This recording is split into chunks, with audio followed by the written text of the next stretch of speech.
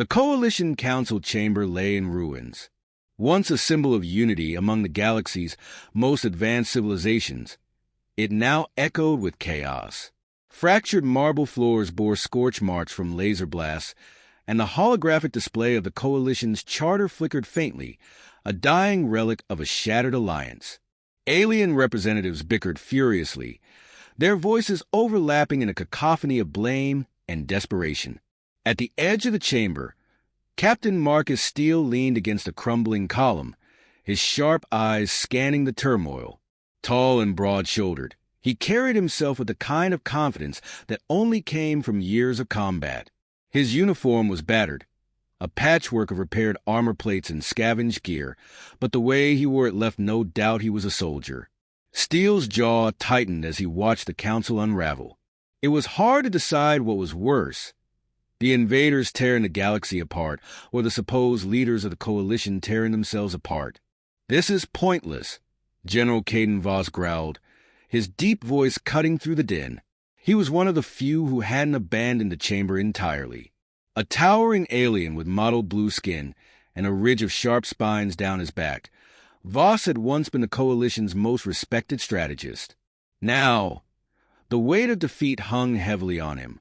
His six-fingered hand rested on the hilt of his ceremonial blade, a relic of victories long past. Steele approached the general, his boots crunching on debris.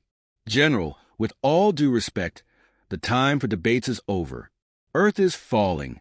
If the Council won't act, we need to take matters into our own hands." Voss's amber eyes narrowed. "And what exactly do you propose, Captain? A handful of human soldiers against the Zerathons? The Coalition's finest couldn't stop them. What hope does humanity have?" Steele stepped closer, his voice low but firm. "Hope, General, because unlike the Coalition's armies, humans don't follow rules of engagement. We fight dirty. We adapt. And we don't stop until the job's done." Before Voss could reply, a sharp alarm pierced the chamber. The holographic map in the center of the room sprang to life, displaying a red, pulsating icon over Earth. "Incoming transmission from Sector 12, a disembodied voice announced. The map shifted to show a desperate scene. Earth's skies burned as massive Zerathon hive ships descended, their organic, chitinous hulls glistening ominously. Ground forces, the remnants of Earth's military, fought valiantly but were hopelessly outmatched by the insectoid invaders. Screams and static crackled through the transmission before it abruptly cut off. Voss exhaled heavily. "It's over." "Not yet," Steele said sharply. He turned to face the remaining council members. "You've all written us off, but Earth isn't just humanity's home. If it falls, the Zerathons gain a foothold that no amount of your debating will ever take back. Give me a team and resources. Let me show you what humans are capable of." The room fell silent. Voss studied Steele, his expression unreadable. Finally he spoke. "There's an old Coalition AI, a relic from the days of our first wars. It's called Atlas. It was decommissioned because its methods were deemed too ruthless. If anyone can give you a fighting chance, it's Atlas." "Where is it?" Steele asked. "Buried in the archives on Centauri Outpost," Voss replied. "But I'm warning you, Captain. Atlas doesn't just calculate probabilities. It calculates sacrifices. You might not like its answers." Steele squared his shoulders. "If it helps us save Earth, I'll take that risk." Hours later, Steele's transport descended onto Centauri Outpost. The facility, long abandoned, was a labyrinth of dark corridors and dormant machinery. Steele, accompanied by a small squad of human soldiers, made his way to the central data core. The air was cold and still, carrying the weight of history. "This place gives me the creeps," muttered Lieutenant Adrian Cole, a wiry man with a sniper rifle slung across his back. "Feels like something's watching us." "Stay focused," Steele ordered. He stopped in front of a massive console, its surface covered in alien script. With a deep breath, he activated it. Lights flickered to life, and a low hum filled the room. A holographic figure appeared, a humanoid shape with shifting, indistinct features. Designation: Atlas, the AI announced in a cold, mechanical voice. State your purpose. Earth is under attack, Steele said. We need your help to defeat the Zerathons. Atlas paused, its form rippling as if processing the request. Analyzing. Probability of victory, less than 0.03%. Recommendation: surrender. Not an option, Steele snapped. There has to be a way. Recalculating, Atlas said. After a moment, it continued. Humans possess unique traits: adaptability, resourcefulness, and a predisposition for asymmetric warfare. Utilizing these traits increases probability of victory to 12%. Cole frowned. 12%? That's it. It's better than 0, Steele said. He turned back to Atlas. What do we need to do? Sacrifices will be required, Atlas said. Victory is achievable only through the implementation of unconventional and ethically ambiguous strategies. Steele's jaw tightened. Define ethically ambiguous. Actions that violate coalition protocols and moral norms, Atlas replied, including but not limited to sabotage, exploitation of enemy weaknesses, and collateral damage. Cole glanced at Steele. This is insane. Are we really going to let a machine dictate how we fight? We don't have a choice, Steele said. He locked eyes with Atlas. Download into our systems. We're taking you with us. The hologram flickered as Atlas complied. Integration complete. Be advised. The path to victory will not be easy. Many will not survive. We'll survive, Steele said. Humans always do. As they exited the outpost, the squad's resolve hardened. They were no longer just fighting for survival. They were fighting to prove that humanity's grit, determination, and ingenuity were unmatched. The coalition might have lost its way, but Steele and his team were ready to show the galaxy what it truly meant to be relentless. The Zerathon Hive ship loomed like a grotesque titan in the void, its organic hull pulsating with a sickly, bioluminescent glow. It moved slowly, almost lazily, as if it had no need to rush. To the Zerathons, this sector was already theirs. Hidden within the shadow of a drifting asteroid, Captain Marcus Steele watched the monstrosity through the viewport of his stealth shuttle. His jaw was set, his fingers gripping the armrest of his chair like a vice. This mission wasn't just suicide, it was a gamble against impossible odds. Final approach, the pilot whispered, her voice trembling. The shuttle's cloaking system strained to mask their presence, flickering momentarily as they slipped closer to the Hive ship's docking bay. Steele didn't need to check the readings to know how precarious their position was. One misstep, and they'd be vaporized before they could even touch down. All right, listen up, Steele said, turning to his team. You all know the stakes. This isn't just about Earth. If we fail, the Zerathons gain a foothold they'll use to crush the rest of the galaxy. Stick to the plan. Watch each other's backs and remember, we don't stop until that core is down. The squad nodded, their faces a mix of grim determination and tightly wound fear. Lieutenant Adrian Cole checked his sniper rifle with practiced precision, his pale green eyes scanning the dimly lit cabin. Beside him, Sergeant Nathan Tank Rourke hefted a massive energy cannon onto his shoulder, the weapon's weight barely registering to the hulking soldier. The rest of the squad, a mix of demolition experts and close-quarter specialists, tightened their grips on their weapons. The shuttle shuddered as it latched onto the Hive ship's exterior. The airlock hissed open, and the team moved swiftly, each step calculated and silent. Inside the ship, the atmosphere was oppressive. The walls were alive, pulsating with a rhythm that mirrored a heartbeat. The air was thick with a metallic tang, and an eerie, constant hum reverberated through the corridors. Atlas, give me a read on the layout, Steele ordered, his voice low but steady. The AI's voice came through their comms, calm and clinical. The Hive ship's core is located approximately 1.7 kilometers from your current position. Pathways are narrow and heavily guarded. Recommend avoidance of direct engagement where possible. Noted, Steele muttered. He gestured to the team, and they advanced in a tight formation, weapons raised.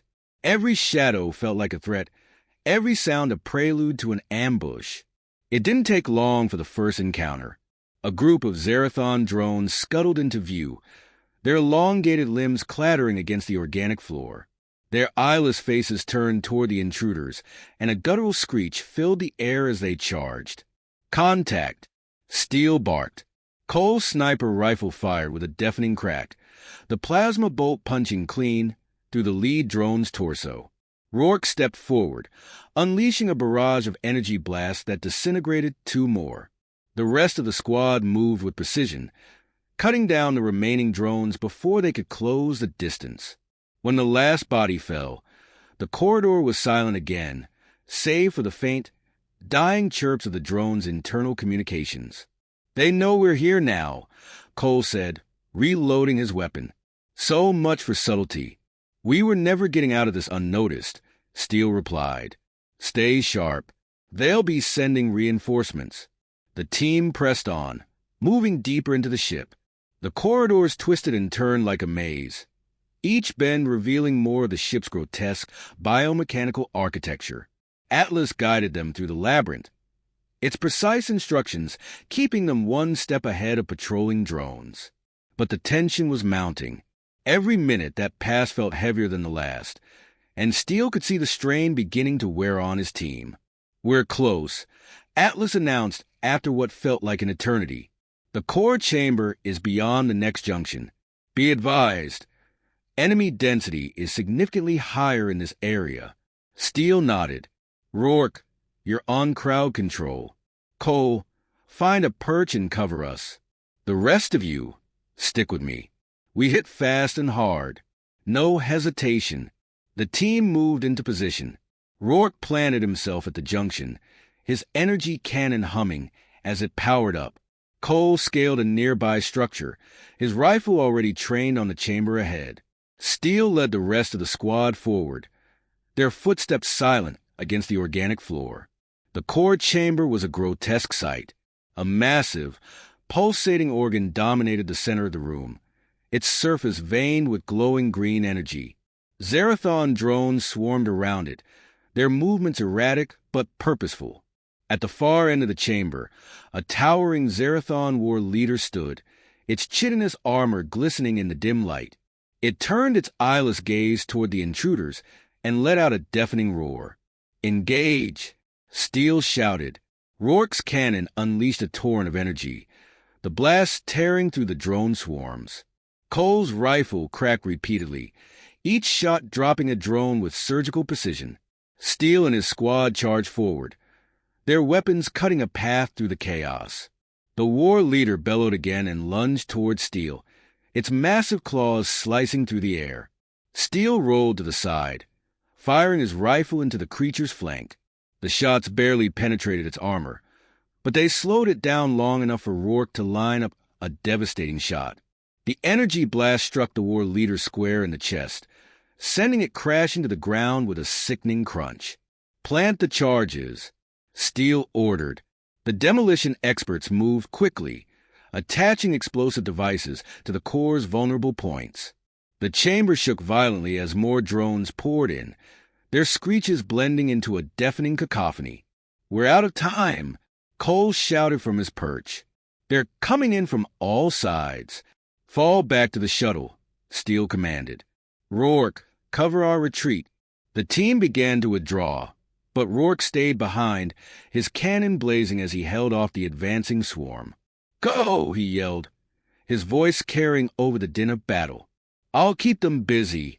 Steele hesitated for only a moment before nodding. "We'll see you on the other side, Tank." The squad made it back to the shuttle just as the charges detonated. The explosion rippled through the hive ship, the shockwave tearing it apart from within. As the shuttle raced away, Steele watched the inferno consume the ship, his expression grim. "We did it," Cole said, his voice hollow. "But Rourke—" "He knew the risks," Steele replied, his voice heavy. "And he'd do it again if it meant giving us a chance to win." The Hive ship's destruction was a victory, but the cost was a reminder of the war's brutal reality. As the shuttle sped through the void, Steele's resolve hardened. This was just the beginning. The remnants of the Zerathon fleet scattered, like shards of a broken mirror. Their once imposing ships now desperate for survival. Captain Marcus Steele stood on the command deck of the Earth Coalition flagship Resolute, the tactical display reflecting the chaos in real time. Around him, the bridge crew worked with precision, their faces illuminated by the cold glow of their monitors. Victory had been hard-won, but Steele knew the war was far from over. "Status report," Steele commanded, his voice cutting through the hum of activity. Lieutenant Adrian Cole stepped forward, a data tablet in hand. "The Hive ship's destruction has destabilized their fleet. Most of their forces are in retreat, but several destroyers are regrouping near the outer rim. It's likely a staging ground for a counterattack." Steele nodded, his gaze fixed on the display. "And the civilian colonies?" "Safe for now," Cole replied. "The Zerathon's retreat has given us a window to evacuate the most vulnerable sectors." A brief silence settled over the bridge. Steele's mind raced, weighing the next move. The Coalition's forces were stretched thin, their resources drained by years of relentless war.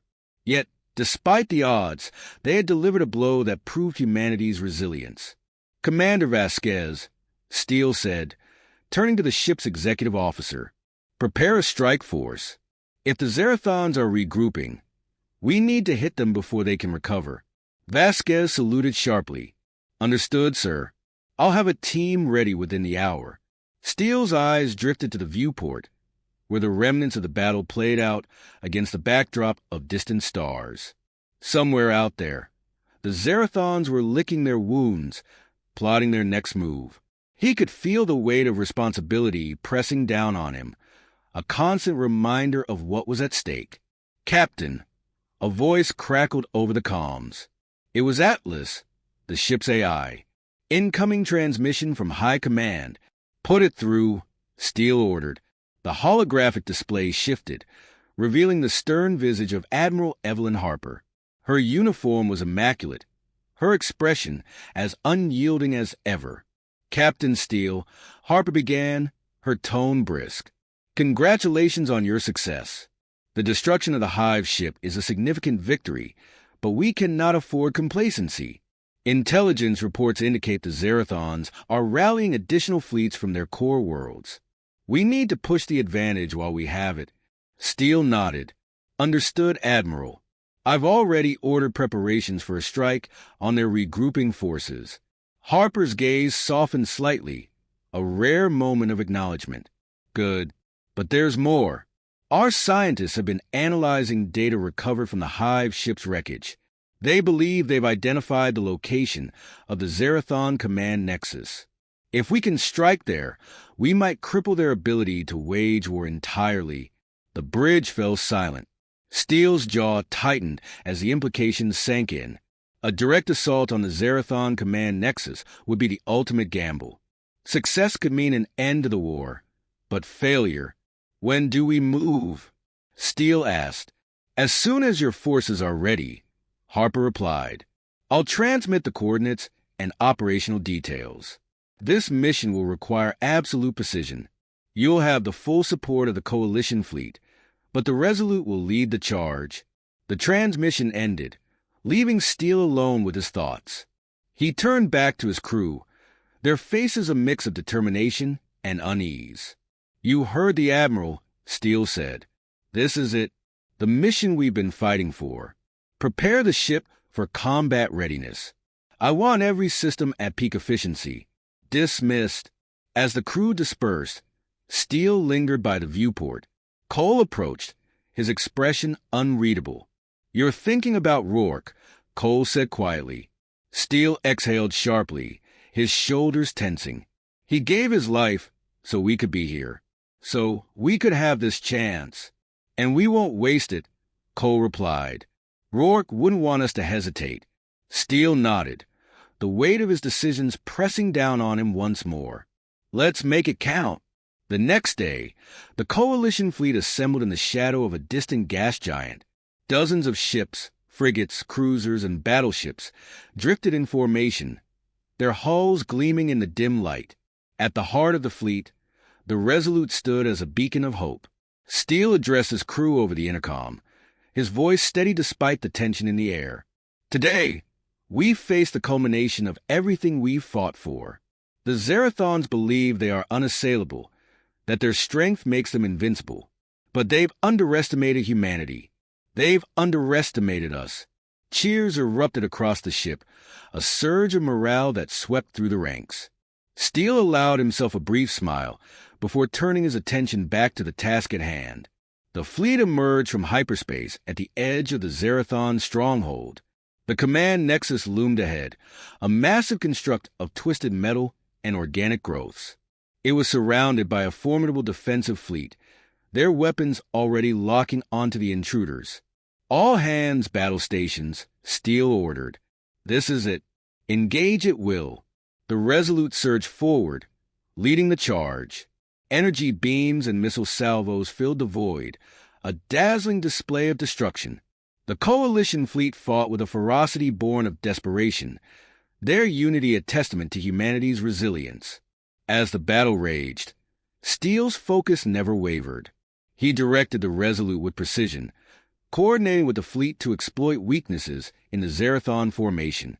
The command nexus drew closer with each passing moment, its ominous presence a constant reminder of their goal.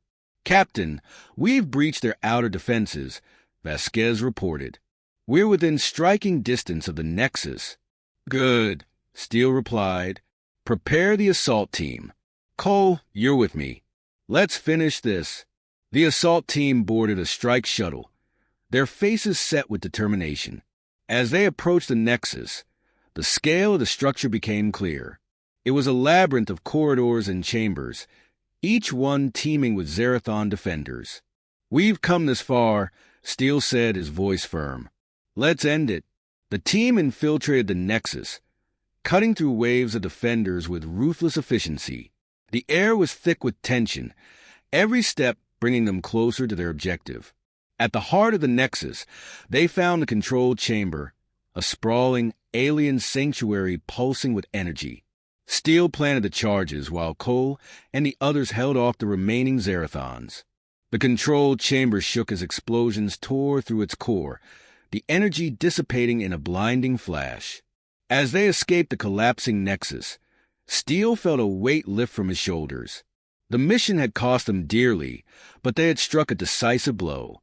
Humanity had faced the unthinkable and emerged victorious.